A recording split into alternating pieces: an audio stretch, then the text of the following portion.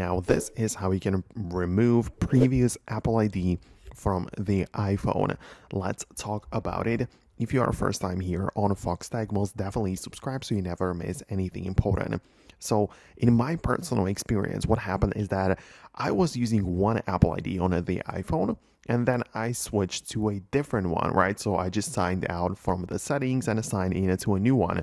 But some apps which were already installed on the iPhone using or through the previous Apple ID are kind of attached to that account, and the apps I downloaded after are downloaded through the new Apple ID.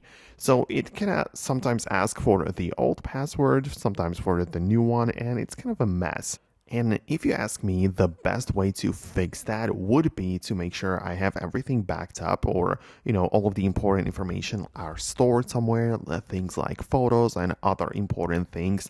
But then once I have everything backed up, I would just wipe the iPhone clean. It would ask me for the Apple ID password, to just clean the iPhone and completely empty everything.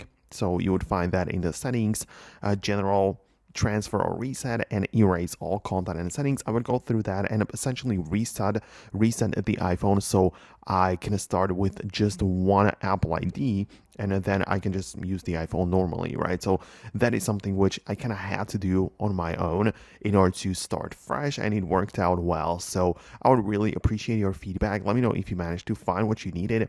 Obviously, if you have like a previous Apple ID from some user which you had bought the iPhone from, well, you cannot really do anything else unless you have that password. So that's how it works.